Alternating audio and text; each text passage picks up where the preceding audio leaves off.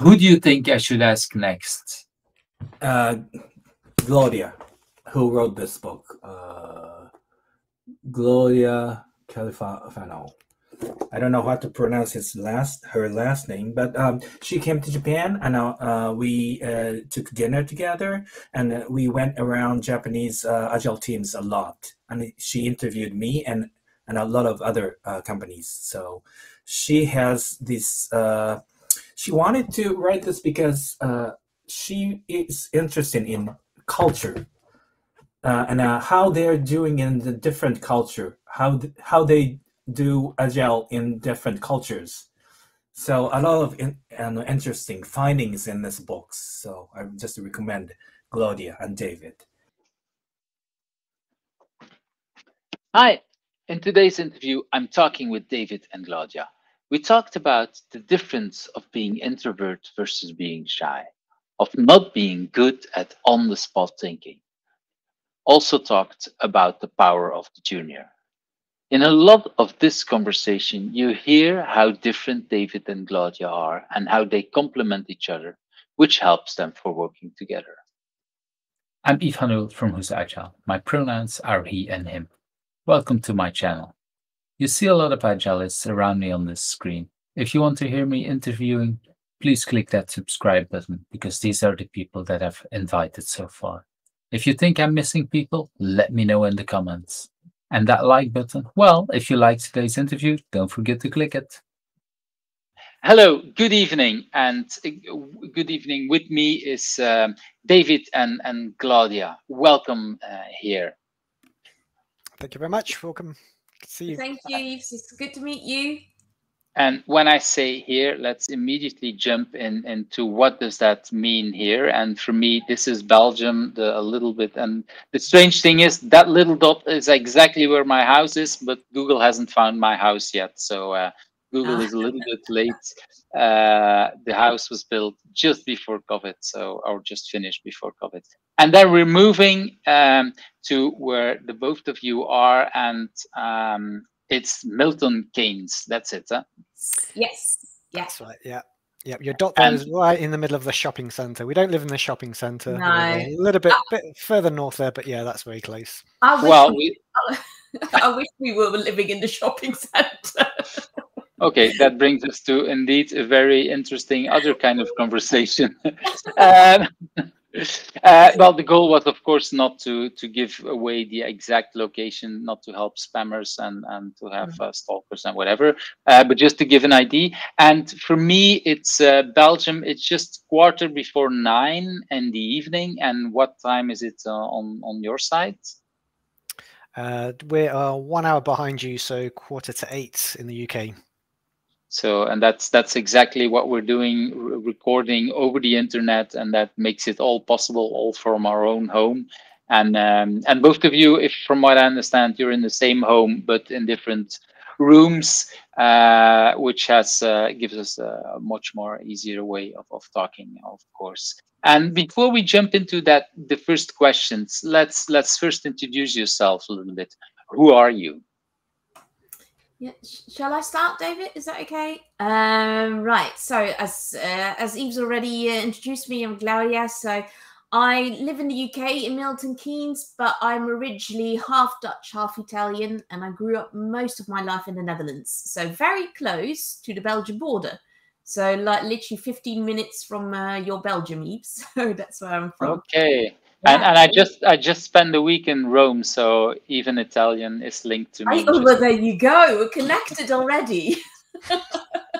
So, and I live with David, and we've got 2 sausage dogs as well. So maybe you can hear them in the background once in a while. Hopefully they'll keep on quiet. And we do work in the agile space. So hence why we're here. Hey, thank you. Yeah, and my name is David. So as Glaudia says, based in Milton Keynes in the UK. So I am British. I've got some Irish ancestry in me as well. But yeah, I don't have the same sort of cultural sort of diversity as Glaudia. But yeah, I'm based in the UK, as I say, and work in the Agile space. My background is software development before I got into the Agile side of things. And both of you collaborated also on this book, if I'm not mistaken, where we probably going to maybe talk a little bit about what you do about Agile across the borders, right?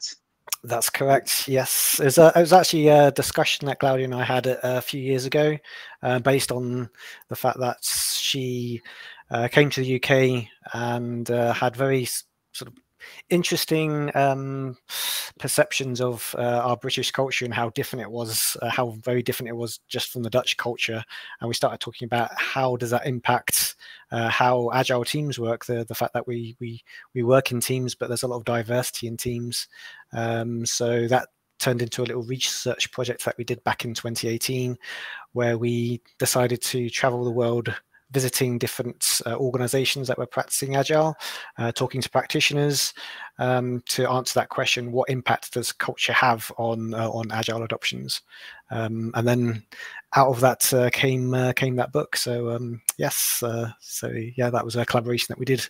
And that book came out last year. Yeah, and I assume already, if you're both from different cultures, different backgrounds, that's kind of a logical way to get into these kind of projects. I've noticed myself already, and that, for example, working with people who are non-native English speakers or native English speakers, that there's a lot of difference. Actually, in most cases, for me as a non-native English, it's actually easier to work with other non-native English, because people from the UK or the US, they have so much, how does it say, detailed in meaning of words of English that that they assume everybody else understands, and I usually don't understand. Yeah. The biggest example I always give is about that can't come up with it. The velocity. It took me probably a few years to understand what some of the details that are behind velocity. For some people that are native English speakers, they just understand all that difference, the nuances that I didn't. And I noticed when I worked with other non-native English speakers that we both kind of understand, okay, we don't make sure that we don't understand. We use easier, simpler languages. And because of that, we have a lot of less misunderstandings. So I assume a lot of in the book is about some of these misunderstandings that are in there, that are happening. Yeah, it's like these misunderstandings, but it's also like you said, the nuances. So when David, often when people here say interesting, in British it just means actually, yeah, rubbish. It's rubbish. But in the beginning, when I moved over here, people said, "Oh, it's interesting. I'll come back to you." I was angry if they didn't come back to me, because I thought, well, they say it's interesting, and they said they will come back to you. And both things are to say, I will never come back to you, and actually, it's a rubbish idea. So, of course, you know, it's kind of like British coded speech, they call it. So, and it's really funny. You get a lot of different meanings, and it is quite funny. So there's nuances. And when we were traveling in Japan, of course, it's much more about reading the room and actually understanding what's not said instead of what's said. You know what I mean? It's things like that. It's just, yeah, it's fun. It's good to. Yeah. So well, I've noticed this already with this project as well, that it's a lot harder with some cultures to get people in there, and they might reply that they're interested in talking, but they don't feel that they're ready for it or whatever. And then I'm not always sure, is this really like their polite way of saying no, or is this just that they really have imposter syndrome and that they're not sure? And that it's really interesting, because I'm asking indeed across different cultures. So it's this kind of things. And we kind of jumped right into some of these topics already. So let's go to that very first question. What is something that people usually don't know about you, but has influenced you in who you are? I'll let you go first, David, on this one, and let's see. I was being polite because I think we might say the same answer to a certain degree. So I think despite the sort of work that that both of us do, working with teams, coaching, training, I'm actually quite a big introvert, and I think that's something that I've struggled with for many years. So even though I do that sort of job where you are speaking in public or getting up in front of people, like I say, that's part of my character, which I think has sort of affected how I think and how I am. So I think it's interesting that I've still ended up doing what I'm doing despite that being part of my character. Yeah, and I think why David says we have the same. I think I'm the same, but I think the reason why I think people don't know, because I come across quite because I'm outgoing, I'm loud, but so people don't associate that with being introvert. But being introvert for me is like it's very tiring for me in the end. So I do enjoy talking to people and I enjoy doing all of this, but at the end I do find it very tiring because it takes a lot of energy. I think that kind of introvertness that I have. And the other thing, and this is really funny because if you just said sometimes people like let's say that somebody invites me or somebody rings me now. Oh, no, actually doesn't ring. So that's the other thing. I don't want to pick. I hate picking up the phone. That's part of That's part of introversion. Yeah. Yes, exactly. It is like when already somebody rings me or somebody says, "Oh, shall we meet up?" I will never say, "Let's meet up now." I always need a day to say, "Yeah, we can do it. Schedule it in on Wednesday or something." I don't want that straight.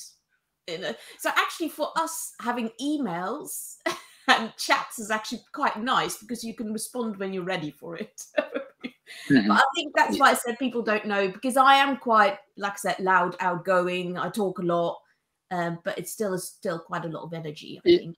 Well, I like really the definition that Susan Cain, is it? I think her name, that says in her book, like, okay, introverts is really, we can do all the same things, but it's draining energy, and the extroverts, they get energy from talking. Exactly.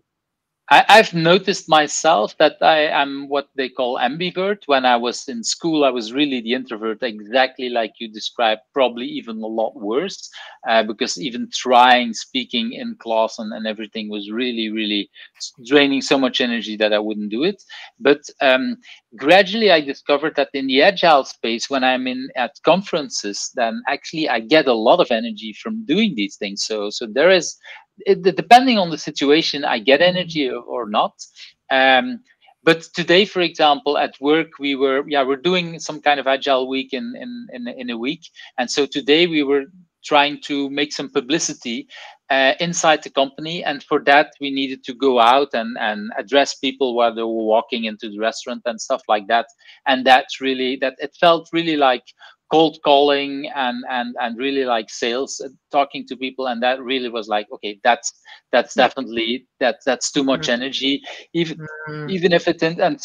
And I realized that there was a moment that I was chatting with a colleague who said, well, for me it feels like at the bar just chatting with other people. I was like, no, that's not what I did when I was young.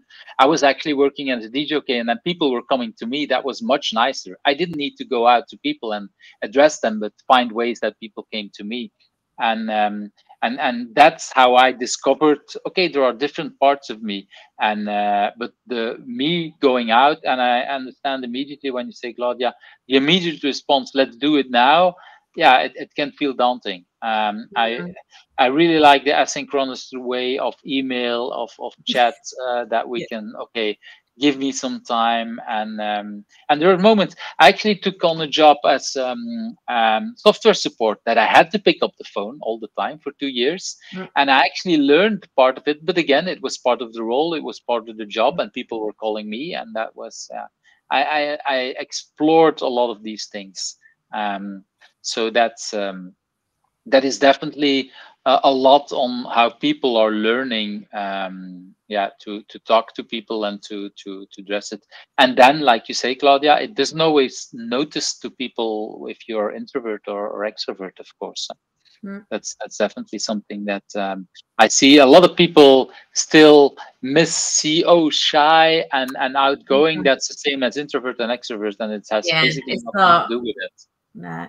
And I think when you look like working in teams and collaborating, because I collaborate a lot with people, but I think also I need that my own space, you know what I mean? And so when you're actually also, even if you're in ideation session, I'm a big fan of the whole diverging and then converging, that, you know, that have that my own time as well to be creative, instead of just always together brainstorming. I think that can just really like sometimes lock me instead of actually. So I'm quite a fan of like I said, to give people space and then converge and come together. I'm quite a fan of collaborating, pairing, etc. But I also need to have that little space when working on my own as well sometimes, and then coming back to each other. So it's and it's really great that you mentioned that, because I've noticed that I've given workshops with my father, and there were moments that we gave some kind of assignment to the group, and I was more the person walking around and trying to see what my father was just sitting in the back and just saying, oh, people will come to me. And I realized later on that, okay, by sitting in the room, I have time for myself, but I also give a lot of space to the other people. If you walk around and keep asking, you're kind of pushy or whatever, and it might actually feel bad for some people. But I've noticed I have to mention it to people. I have to mention it. I'm sitting in the corner, or I'm sitting or doing something, not because I'm not interested, but because I really want to give you the space that you need. And it works really well for both of us. But I've noticed that if I didn't mention it to people, people sometimes felt upset. Oh, he was just sitting ignoring us. No, it's actually part of the workshop. If I'm now talking about a workshop where it was about self-organization, so it's definitely not good if I would be in the face and be watching. So then I definitely want to sit back. And it was really interesting when I did that, I didn't explain it, and people completely misunderstood it. Yeah, it goes back to what you were saying as well. People mistake sort of that characteristic as, like, say, shyness or even sort of antisocial, and it's not. As, like, say, you just need your space to think, isn't it? And it's like, I see that with Glaudia as well. It's like you put her on the spot, and it's like, I can't think now. Just come back to me later, isn't it? You hate that, don't you? Yeah, I'm not good on the spot. Well, the good thing is if you know it and you can talk about it and you can bring that up, that helps already. Because I for me, a lot of what I've noticed, my power I would be as a facilitator is I start to understand myself a little better than some other people, and I can bring that in. I can say, well, sorry, but I need that space, or I think this or that, and just the fact that I do that makes people wonder about their own way of thinking and doing. I think that's already. And it's something we talk about in the book as well. When we talked about agile across cultures, it's not whether you're German or Japanese or British.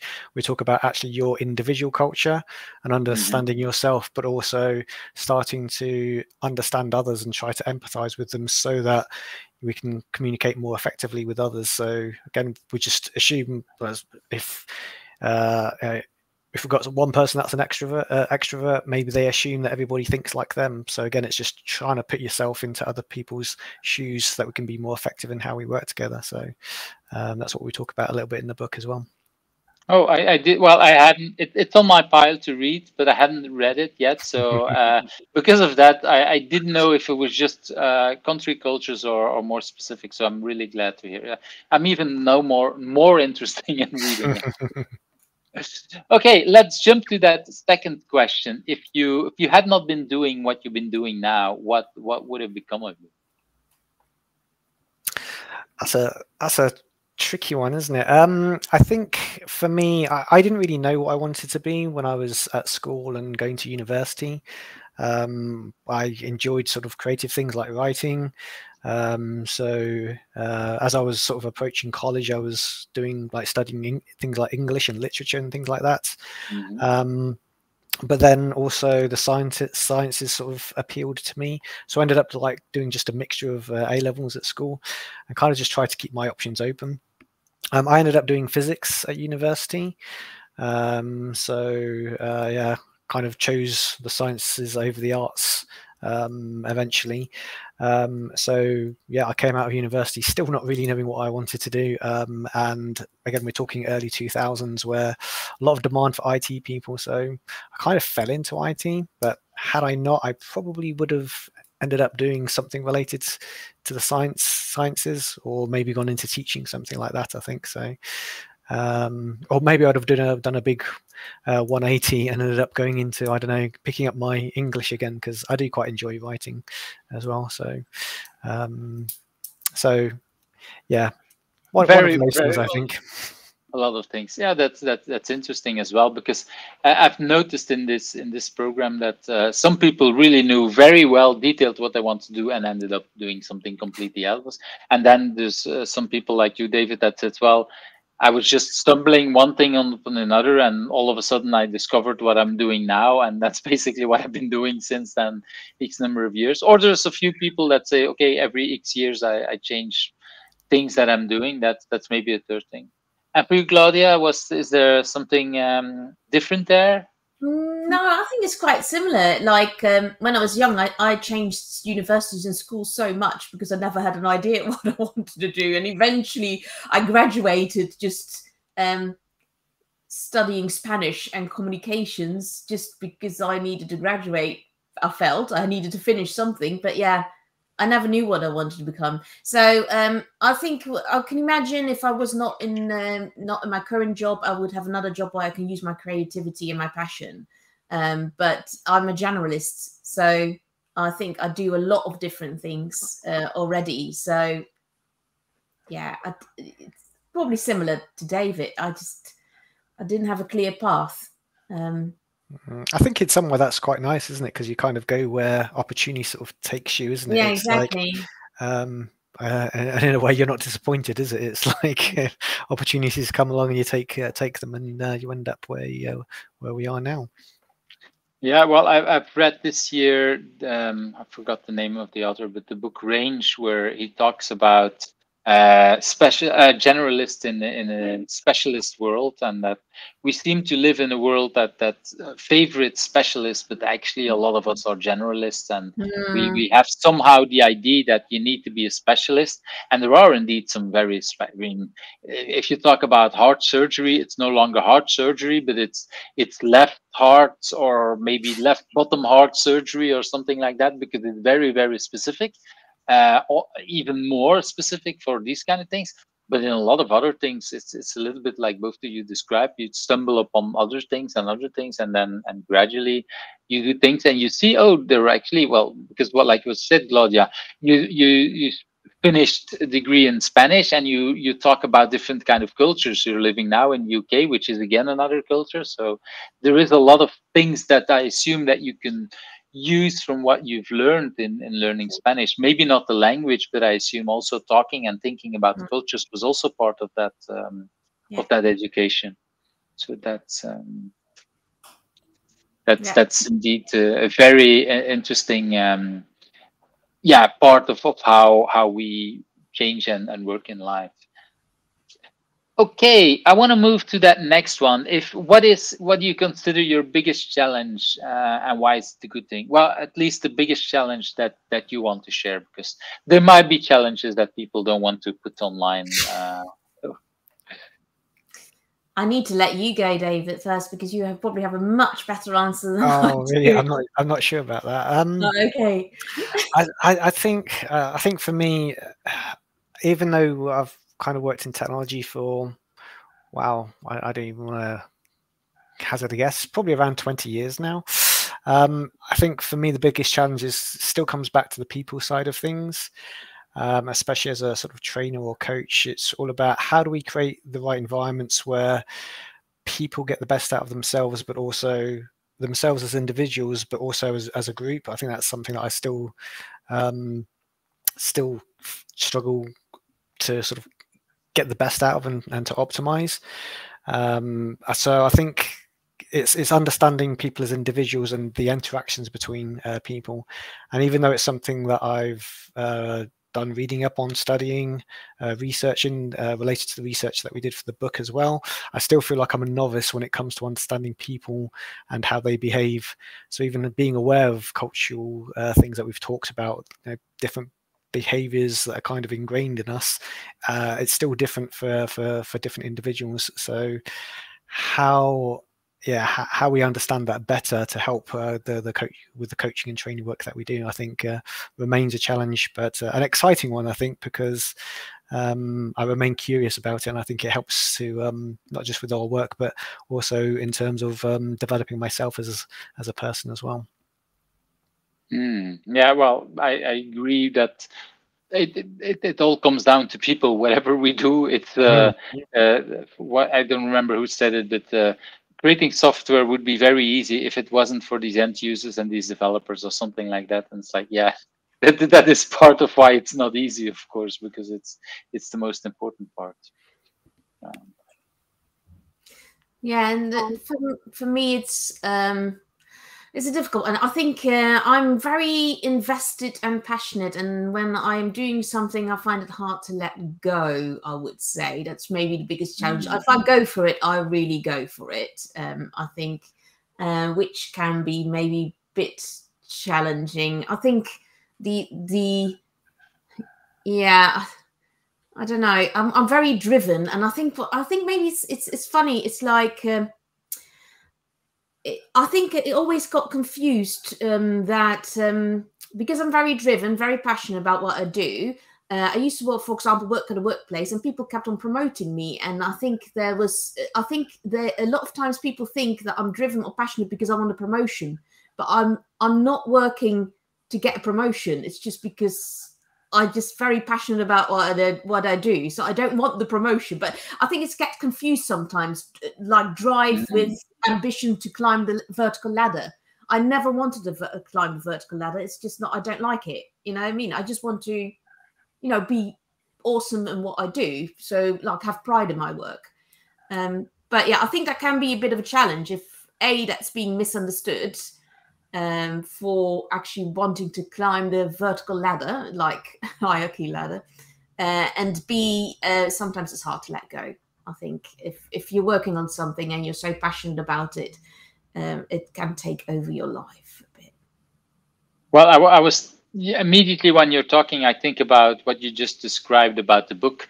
You think about the project, we want to think about different cultures. And from what I understood, you actually went to the different countries or tried to go to different countries. So that's going all in, because you could just do it from your home and try to talk with people or do it over email. But no, you said really like, okay, we want to go to visit Japan and want to be there and talk with people there. So that takes also a lot of passion and a lot of energy to go all in on a project like that. Is that the kind of thing you're talking about, or? Yeah, I think so. Yeah, I don't know. What do you think, David? Yeah, I was just thinking whether I can change my answer. I think one of my biggest challenges is working alongside Glaudia sometimes when she gets like her passion. And the example of that research that we did, I think, is a good example. I mean, yeah, I love traveling and I love the idea, but I have to give Glaudia the credit for the idea that was behind our research in the book. But yeah, it did mean, like I say, a big investment from the two of us in terms of time, resources in the traveling that we did to do the research that we did. So yeah, very creative as Glaudia, but yeah, it does lead to some interesting sort of projects that we get up to. Well, it was interesting because I had that idea, and then people just kept on saying to me, "Oh no, nobody will let you in. Companies won't let you in." And yeah, and I think even David was quite skeptical. I think you thought like, "Oh, we'll turn into some holiday on the beach," but I was like, "No, this is going to happen. No holiday on the beach. This is going to happen. What? I mean, why would it not be possible?" So I jump in, and I don't really see I don't see it of being impossible. At least try it.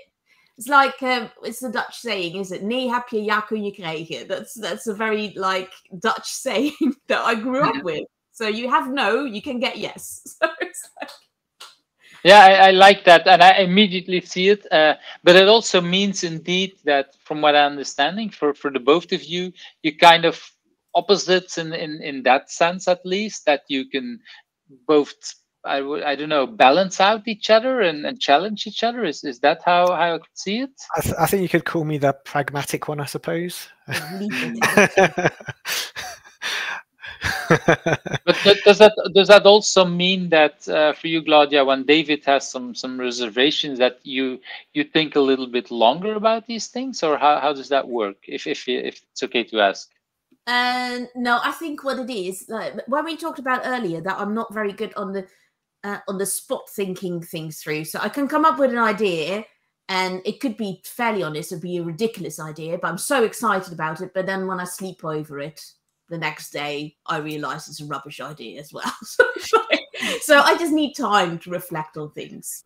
And the fact that David doesn't jump with you gives you also time to think about that. Is that how I can see it, or? I'm just thinking it sounds really bad if I say no, is it? I don't know. Well, that's why I'm asking. I have both of you here. Again, I will take it. No, don't get me wrong. If he says there's an absolute rubbish idea, I will think about, like, but I would definitely ask why. I wouldn't say, like, if David say that's a really bad idea, I would just I would like to know why, because then I understand that there's things that he obviously thought of that I didn't think of. Yeah. So, yeah. But overall, I usually know that not all my ideas are very good. You know what I mean? So I do know I come with an idea, and I already know that tomorrow I will think it is a ridiculous idea. So it's fine. So I think David has the art of ignoring as well. You know what I mean? It's like tomorrow the idea's changed. Yeah, that's the thing. I think it's like I don't need to. Well, when the initial sort of idea comes out, I don't need to take it too seriously at the start, because it might not survive 24 hours. So, exactly. So that's okay, just how. So it's only after, when she comes back after 24 hours or 48 hours, that you need to say, okay, now we need to talk seriously about it. That's probably a good description. Yeah. It's but I also like, Glaudia, what you said about the fact that people won't let you in. I remember that when I first heard about the Spotify model, one of my clients said, "Oh, we were interested," and now I'm talking back 2013. I was like, "But I learn best from doing stuff." So I just emailed Henrik Nieberg at the time, say, "You know, if it would be possible to just visit Spotify and we work there for a week, work with the people." And that indeed, I was just usually when Henrik is so busy that it takes a long time before you get some answer, and this time I think within 24 hours I got an answer. Just briefly said, yeah, great idea, contact Jimmy, contact this person, and then you can do it. And so, yeah, less than a month later, I think I was there, and it's exactly like you described, Glaudia. You just ask people, and before you know it, people are really happy. I think by now people at Spotify are a little bit tired of that, so they don't want to accept people because everybody wants to go there. But back in 2013, that was really easy to just try and do it. But I do notice that, a little bit like what you said, other companies are really interested in having people learn and talk about them. And just last, I think it not Nono that I interviewed last week that was in your book as well, I think. Yeah. So, and that's one of the people that were really interested and said, okay, people were interested in learning about my culture and learning about me. And I think for her it was as interesting as it was for you, because of course she could see, okay, I'm in a book comparing with other people about other cultures, learning from the question that she got and the conversation she got from you. So that's definitely interesting for a lot of people. And like you say, Glaudia, we should dare to ask a lot more. But maybe after 48 hours, we need to see a little bit. Yeah, that's my tip of the day. That's already a good one. I want to move to that next question, which I think, Glaudia, you kind of answered already a little bit, like what drives you. So you talked already that you have a lot of drive, and I think it's very visible in this conversation as well. But do you know where that drive, where that passion is coming from? Because you said it's not from wanting to go in the hierarchy. So where else is it coming from, you know? I just have high. Do you say it in English like pride in my work? I think I'm a bit of a perfectionist, but it's And you know where that idea from perfection is, because I assume you learned it somehow in your life. You know where you learned that? Is there something? No, I can't. I can't really say. It's interesting because I'm a perfectionist, but I'm often not very good at implementing things. So it gets a bit frustrating because I want to be perfect, but you will never be perfect. That's the problem, isn't it? So I don't know. It's like I just want to have pride in my. I think whatever I do, I want to do a good job. It's just, but I have no idea where that comes from, really. It's not that I grew up like that or that there were all kind of expectations. Not at all, actually. Probably the opposite. So yeah, don't know where it comes from. So maybe because there was no such expectations, you wanted to maybe show that, hey, but hey, I can be perfect, or at least I can try, or something like that. Yeah. Okay. And David, what's it for you? Where do you have? I think you still have a drive as well, but because it feels like there is a passion with you as well, but it's definitely shows different than with Glaudia, I would say. Yeah, I think so. I think my drive is like I as we spoke about earlier, I kind of just drifted into IT, and I was a programmer for about 10 years. And it's not that I didn't enjoy it, but it was always my 9 to 5, paid the bills and allowed me to take holidays and things. It wasn't until I got into Agile that I started to find a passion. That's something I really loved. And I think what it was is, I don't know, I think I recognize that maybe there's a lack of compassion generally in the world of work.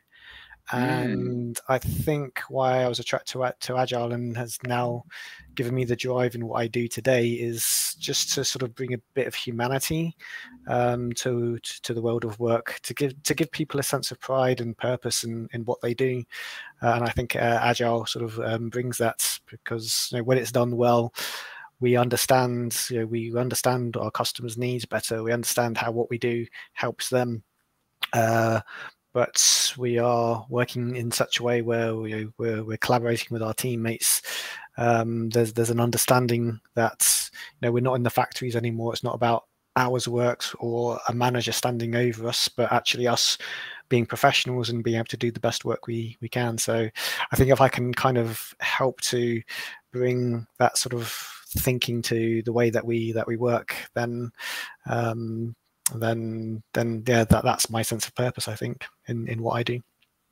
And it's interesting that the way both of your answers are connected, because Glaudia, you say, okay, I want to deliver good and well, maybe not perfect or something that is near to perfection, and to be proud of my work. And David, you say, I want to help people to be proud of their work. So you're kind of interconnecting and helping each other in that sense, I would say.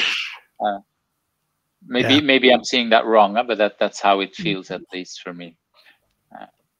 Well, and talking about achieving perfection, or what's the thing that you think is your biggest achievement? What is, basically, this is your moment to brag, what you're most proud of? I think this was the hardest question for me to think about. I don't know. Even though there's one example that I keep coming back to.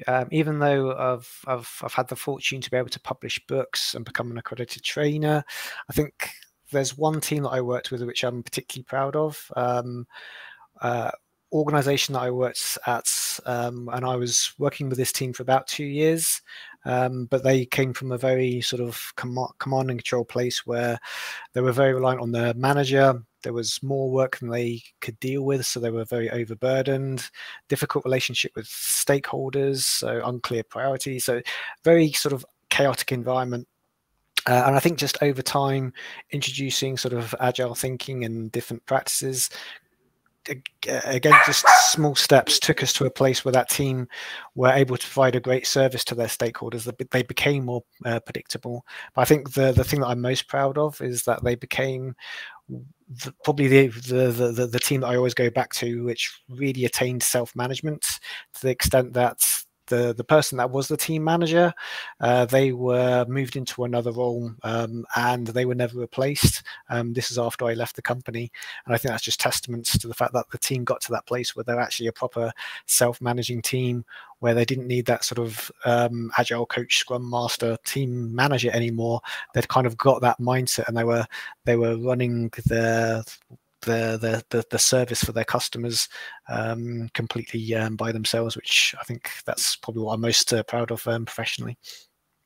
That's a really nice thing. Well, you say it's the hardest question, but at the same time, it's a really nice answer, because that's a very, it's like you say, again, like you want to have people achieve their best thing, or you want to help them, and they, from what I understand, they achieve that even after you left, but by prepared by you. And that's also, well, because what I see a lot as coaches is that the moment that we leave, it's sometimes harder for people to again keep working, because somehow the system has changed, because something is different, because we left there. And if you're able to help people at the level that even after you left, they keep working on that's really nice. So that's a very nice achievement. Yeah, and wow. I've seen it as well with other teams where, like, say, as soon as you leave, or things start to regress, or go back to the chaos that they had before. So yeah, that's again, that one always sticks in my mind. Mm-hmm. Yeah, I can imagine. Thanks for sharing. Okay, Glaudia, do you have a similar kind of story? No, no. I've got a different story, I think. I don't know. Maybe it's the same. I don't know. Because probably I do have a bit of similar. Like, I do agree with David. I worked with one team. Indeed, when I look back, when I left, they just continued their journey and they did some awesome things, and that's very proud. There's a proud moment, because I don't think I'd never go in there to make myself indispensable. I'm there. Or I'm trying to say that people become dependent on me. That's what I'm actually going to say. And that's not my job. I think my aim is that they actually are just independent and I can leave. But when I come back to achievements, I think if I can say is that I keep on learning from my mistakes, and my biggest achievement is probably that I'm not the same person professionally than I was 10 years ago. And especially when it comes to personal skills and with levels of empathy with other people, etc. I think I've learned a lot of mistakes that I made, and I still make mistakes.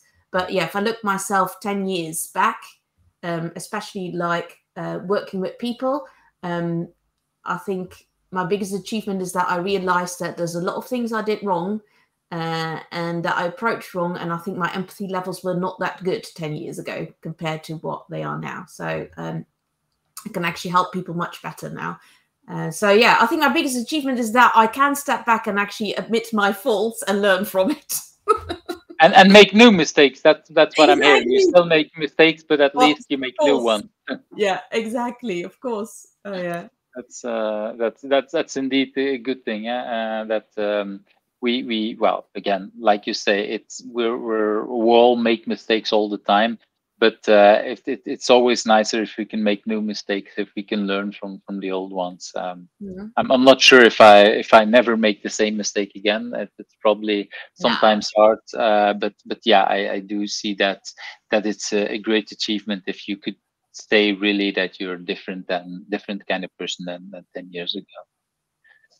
Okay, I want to move to that next question. That do you have a personal agility tip to share? And David, you already started a little bit with the 48 hours, but maybe there is something else you want to add as something to share with everyone here. Yeah, I think so. And I think something that's come out of my own journey is the fact that I'm always, like Glaudia was saying, always making mistakes, but also learning new things. So I think my main tip is just to approach what we do with curiosity and just be prepared to explore a broad spectrum of everything that's out there. I see a lot of people that get a little bit too tribal about their framework or their tool, and they don't really start exploring outside of that. So Scrum community kind of just focuses on everything Scrum. Kanban community focusing everything Kanban, and I think there's just such a richness and diversity of different practices and things coming out all the time. And I think the more things that we know, the more things that we can add to our toolbox. Yes, we can have like a particular framework as our foundation point, but I think just stepping beyond that and just seeing what's outside of our immediate sort of community, our immediate sort of set of tools, just opens up so many different possibilities, I think. So hey, we're in the continuous change business, so I think we just need to be open-minded to everything that's coming along, and just questioning everything and just bring curiosity to the table. Individuals and interactions over processes and tools, in a sense. Absolutely. That's the thing. The interesting part is indeed that I think there's probably no industry that has invented so much process and tools than the agile industry. So, which is partially because of that, because we say, okay, there's other individuals, so we need other processes and tools. But like you say, somehow, once we get to learn or an expert in a certain process, there is a tendency to say this process is better. Like, yeah, probably in this situation, but everybody else is different. It's and even if yeah, one of the things I like to say is that the best food just tastes ugly if you have to eat it day after day. I mean, even if it's a very good, tasty food, if that's the only food you would have to eat for the rest of your life, you probably get bored after it. After a while, so even then it's no longer good, and that's the same thing with a perfect tool, perfect process for a certain company. After a while, it might not be the perfect tool anymore. So I really like that we need to explore these kind of things. That's a very good tip that we sometimes seem to forget because we're so much into depth into a certain process, and that's definitely something that is really valuable to make us think and explore what other options do we have. Okay, Glaudia, do you have a different kind of tip? There's something you want to add to this? No, I think I've got a similar answer. I'll probably just go a bit further as well. That we also have to think we all started our agile journey, and there's now people who now start their agile journey. And I think we need to be considerate of that as well, instead of coming back a bit to David saying, you know, because I sometimes see messages, oh, you're wrong, or this is wrong, or you know, it feels, I can imagine that being very discouraging, first of all, for people who just start their agile journey, because we started somewhere as well. On top of that, I think we can learn also from people who just start their new journey because they've got fresh eyes on things. And I've been proved quite often wrong, that I thought with my experience, that I thought, you know what I mean, I know this, I'm already doing this for many years, but actually someone who just came in fresh actually taught me quite a few tricks. So I think we can learn better from each other, I think, instead of being that tribal or saying, I've got all the experience, so therefore you must listen to me. So I think we can share from each other. I liked what you just described. I call the power of the junior. That indeed juniors should really, when somebody is new in a team, new in work field, or just anywhere, kind of junior. Even if you have 20 years of experience, if you're coming into a new company, you're junior in this company. And for me, these are the people that need to ask a lot of questions, because they can challenge the status quo. And if we're so long in a company, we don't always see anymore why we do certain things, and it might be for the right reasons, but it might be for the wrong reasons. And a junior, by asking questions, will make us realize, wait a minute, why are we doing this? And I really like that you say that, because it's tempted. Well, the way I see it is, we are brought in as experts about agile, and then people expect us to have all the answers. And for me, the real thing is that we're experts probably at asking questions and making sure that we make people think about that. And sometimes, because people look at us as experts, we seem to forget that it's about asking the right questions. And for me, I find that the hard part about selling myself to a company, because of course, when I sell myself, they want to think that I need to sell myself as the expert. Where today I much more see it as, look, no, I'm yes, I have all that background and I have the experience, but really, my trick is not bringing you the best solution, but my trick is making you think that you can find your best solution. And sometimes that just means listening to the right people, because somehow in a lot of large companies, the people there already know the solutions, but somehow upper management or whatever, who else needs to listen to them, doesn't listen to them. And sometimes our job is just making sure that people listen to the right people. And that's and it sometimes frustrates to these people. Well, why do they listen to you? Well, okay, just be happy that now they're finally listening, and use me as a megaphone to radiate your thoughts, and I will make sure that you get credit, but just give it some time. That might be an important part. So it's really good that you emphasize that power of the junior. So that, thank you. That's a big add to what David was saying. Okay, let's move to that next. Oh no, that's the wrong one. This one first. What have you learned about remote working? Because I don't know. Did you were working remote before COVID hit, or was that really new at that time? Could you share something about that history, and then about what the tip that you had? Yeah, so we already, like at our own company, already worked remote, because we do have a colleague who's on the other side of the UK, like 2.5 hour drive. So we would already work a bit remotely before, I would say, with our direct colleagues. This is an interesting one. So when we went remote, because of course I worked with those colleagues like in a physical space already, so it wasn't really a problem when we went remote, because I thought that's because we already know each other, we already have a bond, so therefore it's less problematic. But since COVID, now we've gone fully remote also with other teams outside my company, and I work in a team at the moment. I noticed actually that I can connect very well remotely with people, but I think what you need to do is create that relationship and that bond.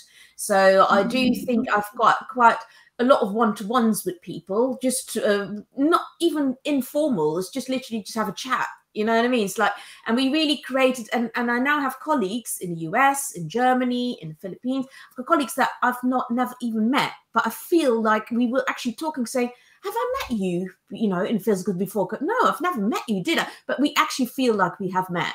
So I do think if you invest in creating that bond and that relationship, for me, remote working, I just still feel like I'm really connected with people. But I do think, you need to have that, So your tip basically is make time for that connection. Really... I think it is, and it doesn't have to be really like formal, but it's not like, oh, you just start a team and then you formally think and that's it. No, we often have loads of chats, or we have a meeting. We have a meeting and we spent like 10 minutes talking about whatever we want to talk about. You know what I mean? It's just getting to know each other. So I think for remote working, I still feel like I'm really connected. And of course, the tools are different as well than 10, 15 years ago. We do a lot via Slack. Everything is integrated. You know what I mean? We quickly go integrate with Zoom. You know what I mean? We just jump on a call. We still pair on things. So I think the tools, of course, have changed as well. I still feel like I can very connect. I think the only thing that I'm not good at is, but I'm not good in physical and probably with really big groups anyway. But I think virtual space, having really big groups, then I struggle to connect. So therefore, I would always just have that like small group kind of connection going on in the site way as well. So, but make space or make time at least for some kind of connection. I really like the fact that you say the 10 minutes conversation also. And somehow people, when they want to go remote, they want to be all effective and let's have the meeting as short as possible because we don't like meetings. But part of why we don't like meeting is because we don't take the time to connect. So David, is there anything you want to add there? I mean, I did have some experience of working with distributed teams before COVID and the pandemic, and I'd always said that after that experience, it's like, oh, it makes such a difference. I'd always want to work with sort of face-to-face teams. But I think since then, just reflecting on my experiences in the last couple of years, I think again it kind of comes back to what Glaudia said. It's actually about putting the right effort in. I've now learned I don't think that remote really has to be a barrier. But you just need to put that little bit of effort in and some creativity around how do you facilitate the right conversations? How do you make that space for people just to understand each other a little bit better? It goes back to, again, some of the things that we've been talking about. How do we respect how individuals communicate and how they like to work? I mean, again, you're going to have some people that are extroverts, some that are introverts, but again, as a coach, as a scrum master, as a lead, how can we use different facilitation techniques that allows everybody to contribute, techniques that are going to be inclusive, that gives everybody a voice and makes everybody feel part of the team, and just putting everybody together in a group conversation, whether that's in a physical room or remote. There's more we can do than just that.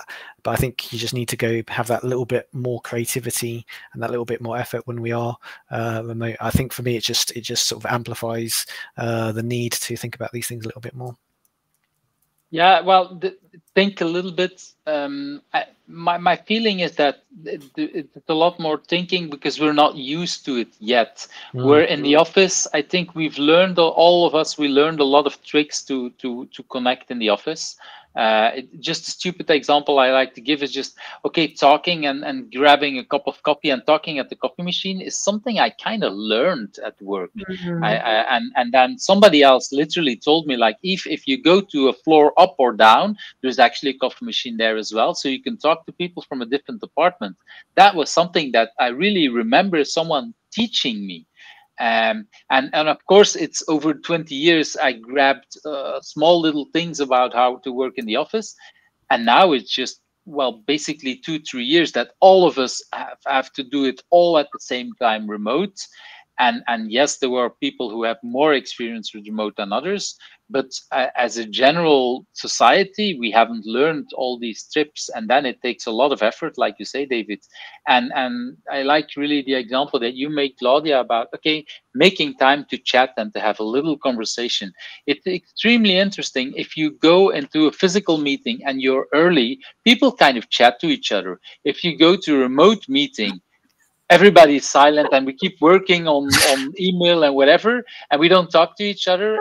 No, why don't we just use the same thing? Have these 5 minutes while everybody's late to chat to each other. How was your holiday? How was whatever? How are the kids? How is the dogs?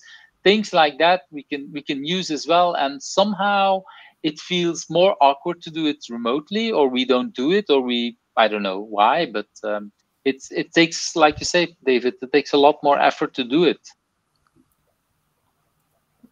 Yeah, definitely. I think we're getting used to it now, isn't it? I think we talk about our dogs and and our holidays. We talk about spend a bit too much time talking, I think. Probably the opposite problem with us. It's like, we've got the opposite problem, I think. Yeah, but it's good that you mentioned that, because it's probably a balance, and we didn't do it anything, and now we might need to do it a little more. But like we said before, I had conversations where children are walking in, and usually people don't mind. People wave a little bit at the child and whatever, and we sometimes feel embarrassed about our own dogs or our own children or whatever. But actually, the people in the meetings, actually, they don't care. They oh, that's the kind of dog that you have. Okay, and it's different than talking about the dog and then seeing the dog or seeing the children, or they're actually that big or whatever, and that brings a whole new dimension to the person that we're talking about. It's a different kind of thing. That's the connection that you're talking about, Glaudia, and that's indeed where we need to make time for. Okay, let's move to a book that you want to talk about. Who wants to start? You go first, David. Oh, okay. No, maybe I go first. David goes on mute. That was the talking about dogs. So I love, and people always laugh a bit about it because it's a bit, because it has a lot of pictures. But I think it's the greatest book ever. It's a pocket book. It is Jimmy Janlén's 96. This one. Oh, I love it.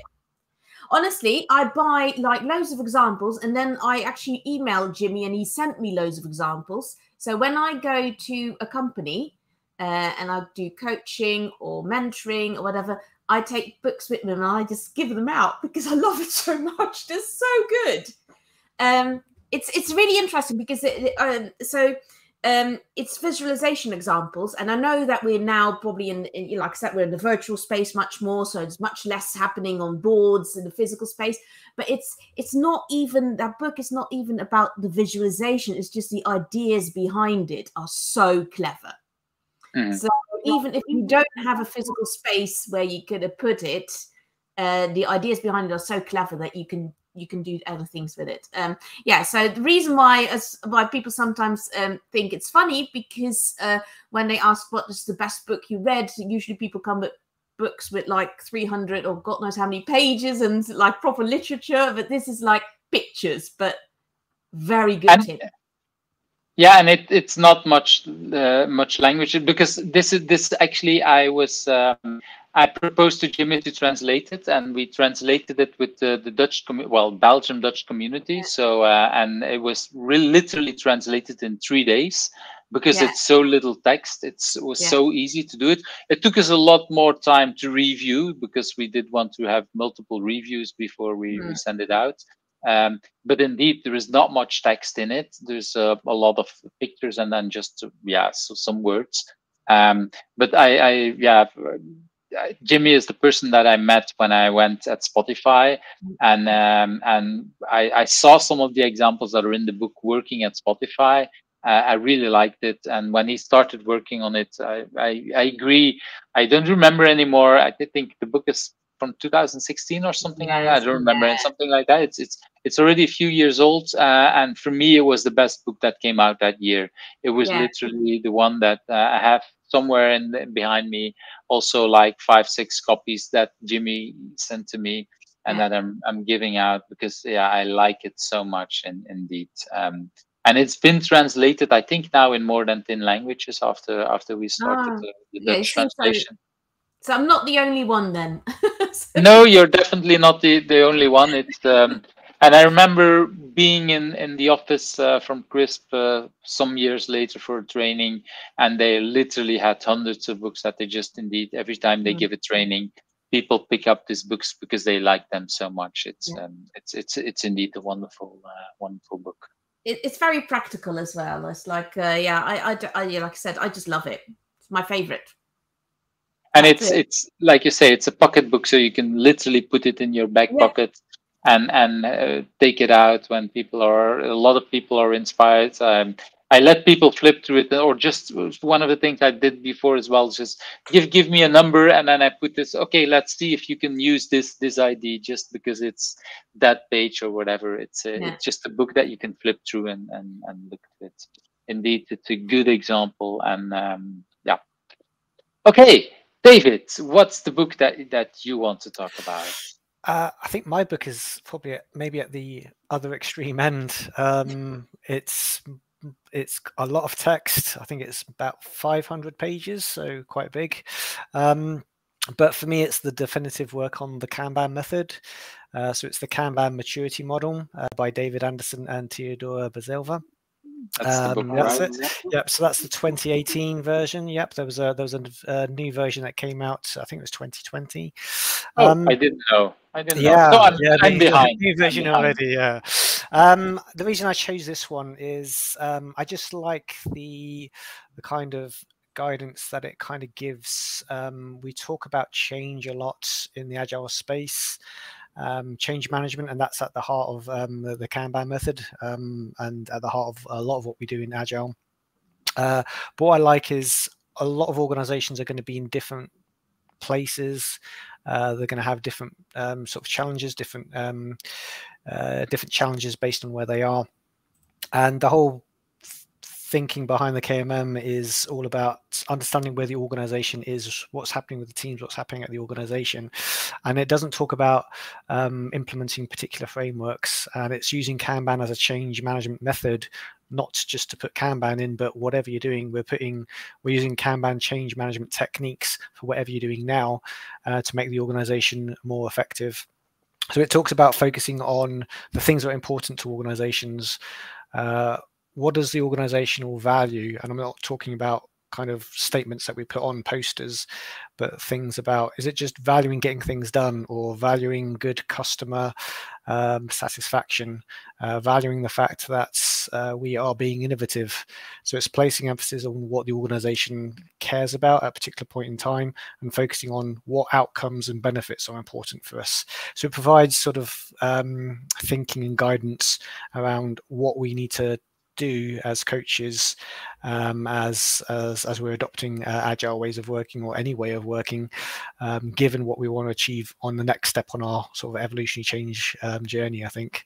So I like the fact that, again, it's based on a lot of practical sort of experience from the authors and the wider Kanban community in terms of what has worked in the field, because I think we talk a lot about agile at the team level, but when we start talking about business agility as the organization as a whole,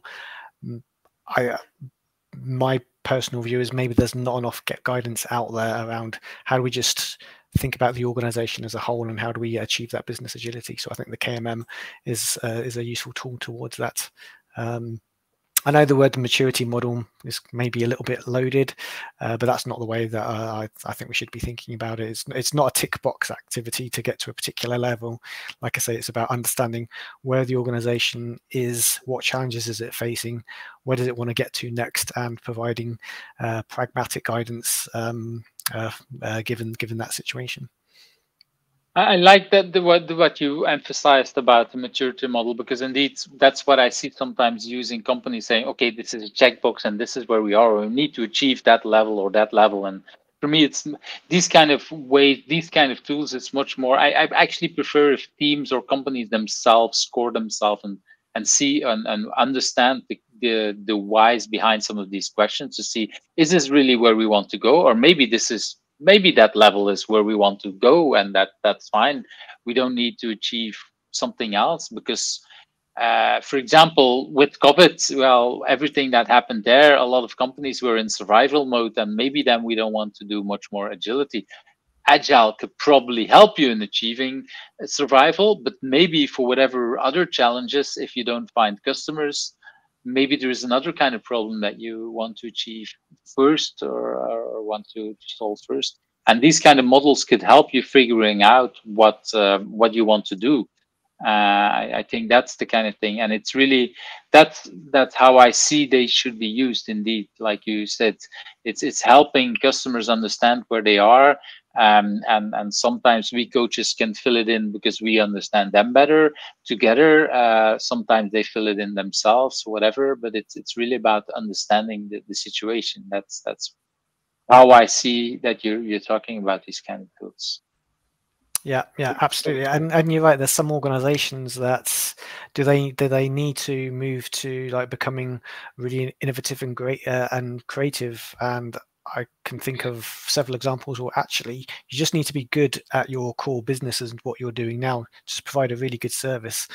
And maybe, you know, coming up with that creative next new innovative product that could be for the future, but actually just serve your current customers well now. That's what you need to think about. So again, I think again that's why I like the KMM, because it's just thinking about pragmatically what are the needs of what we need to do as an organization now. I really like that viewpoint. I think most people that created maturity models, they think in that kind of ways. Unfortunately, the customers don't always see it that way. That might be some of the challenges that we have. But indeed, in a lot of cases, this is where we want to go.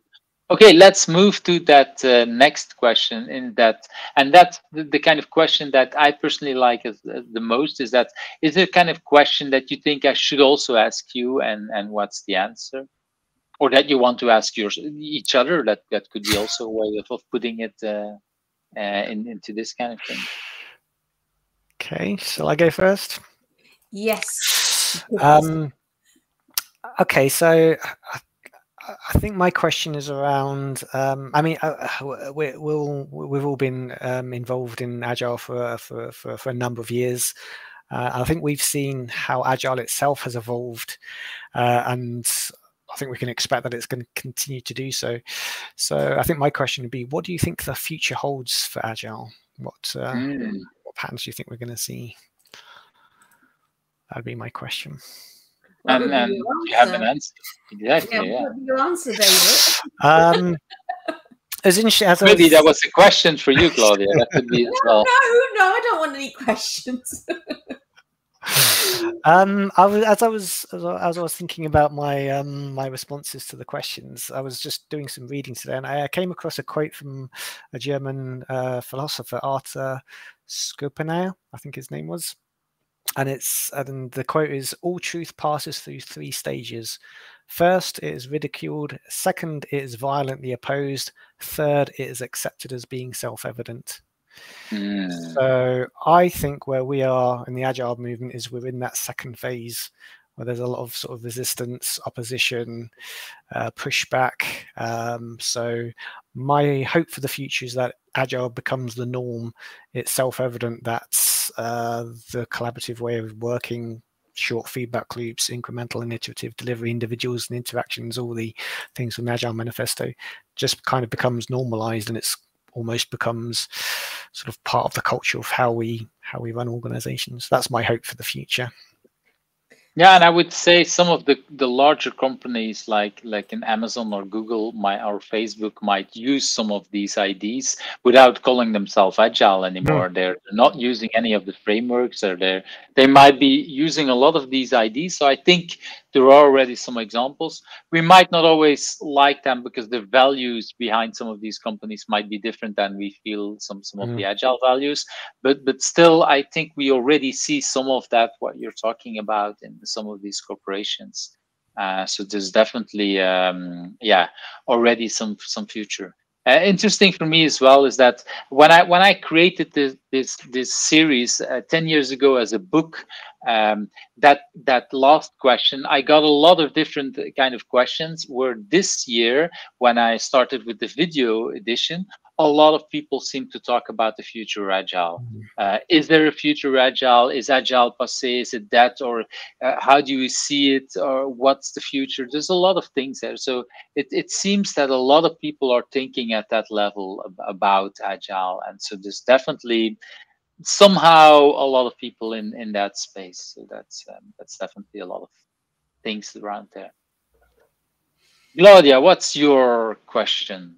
I didn't have a question, but now I think now I came up with a question just through the conversation. What you were mentioning, David, and I was thinking, would Agile eventually become a victim of his own popularity, like a James Blunt song?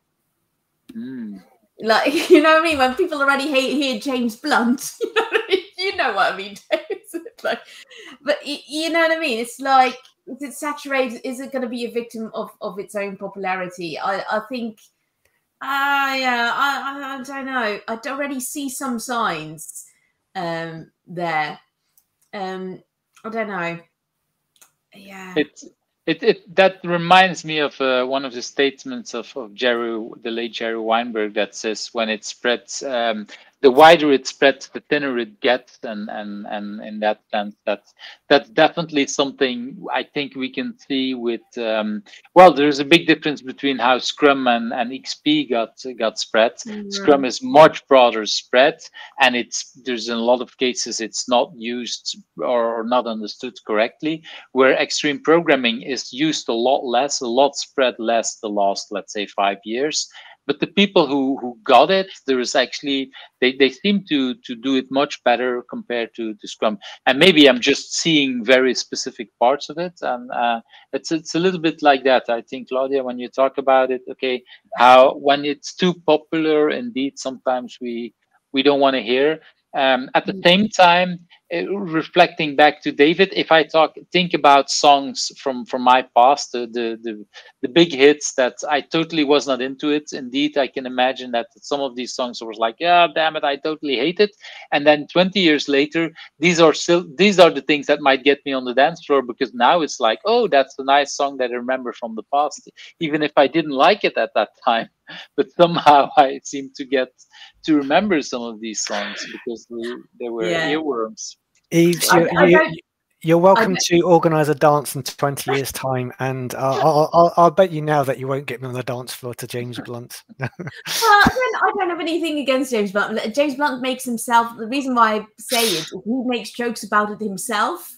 That people are sick and tired of hearing that song. You know what I mean? So he just makes joke about itself. Yeah. Well, I think there is a big difference between the songs that we heard when we were young than now that I'm 50. I think indeed when I'm 70, well, probably I won't even be on the. I would be already happy if I could be on the dance floor at 70, something like that. So I like the cheesy 80s. I love it. I love it. You get me on the dance floor. No problem. That's well, indeed. Well, let's see if we can get indeed some kind of conference where we can get on the dance floor, because it's been way too long indeed for some of that thing. And that kind of brings me to that next question that, and I think this is the wrong one. Yeah, no. Who would you like to invite to the next party in that sense, or the next person to talk to? So my suggestion was John Coleman.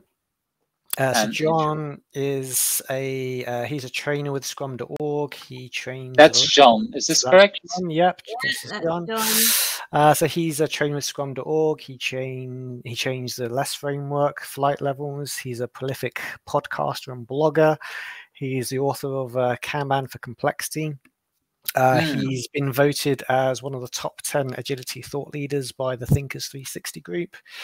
So I'm choosing John because of his broad knowledge across many areas. Kind of goes a little bit into what I was talking about earlier. John's just a very curious person. He's just got such a wide breadth of astounding knowledge in the field. So I'm always sort of almost overwhelmed by how much he knows. On top of that, he's got a very engaging coaching and teaching style, and one of the nicest people you can meet as well. So John's my recommendation. So I'm definitely a good person to have here and talk to. So I'll definitely invite him when this is airing. Okay, Claudia, who do you want to invite? I think when we were in Japan, which was really nice, was that I contacted Avi Schneier, and I'm not sure if I'm actually pronouncing this correctly, so my apologies if Avi hears me. Yeah, that's Avi. He works for Scrum Inc. He used to be the vice president, I think, for Scrum Inc. I'm not sure if his role changed. And what I did really like about is I just contacted him, and he straight away invited us while he was working at big companies in Japan, where they were going through the whole Agile adoption there, and he was helping these companies. And I think Avi is a great storyteller, very charismatic, very experienced as well. So yeah. Absolutely. I had no idea he was inviting, because I talked to Kenji earlier on, and he mentioned your book as well, and I thought he was the one who invited you to Japan. So no, Kenji as well. So it was Avi, Kenji, and a couple of other people. Yeah. So, and I think Kenji is now also part of Scrum Inc. I think in Japan, isn't he? Yep. So he moved. Yeah. So okay, that's even new for me as well. So, yeah, I think so. It's a small world. So. Yeah, I could be wrong, but I think he moved to Scrum Inc. like last year or something. I'm not sure, in Japan, but yeah. So yeah, no, Kenji also invited us. So that was, and Kenji took us out like on some tourist trips as well. So that was really exciting. Yeah, it was cool. Yeah, I just want to say as well, there were so many other people that we could have mentioned from our book as well. So yeah, the list could have gone on. So yeah, but we arrived. My list is 300 people, and for me that's the easy part. I can just add a lot of people to my list, but the order in which I invite people is typically by having other people inviting them. And one of my goals is not to invite everybody that I know, but actually to learn about other people. So that's why it's nice that when you mention people that I haven't met yet or haven't physically met, well, I have maybe only met over email, but sometimes never talked to. So that's actually one of the reasons why I wanted to do this. Is for me a nice way to contact people. And talking about contact, what's a good way for people to contact you? We're probably LinkedIn is probably our most go-to social media channel. So we've got, that's my That's LinkedIn. yours. Yeah. And if I'm correct, that's the one for Glaudia. That's mine. Yeah. We are on Twitter as well, but showing our age, that we probably don't really understand how Twitter works that well, really. This is maybe we're for the sake of this, we're recording this on the 15th of November, and today Twitter still exists, but we don't know if it will be tomorrow. Yeah. So there's a lot of change there, so we might indeed not be mentioning. That's why I didn't put that. I didn't prepare the links as well for that, because I wasn't sure about. That's probably wise, yeah.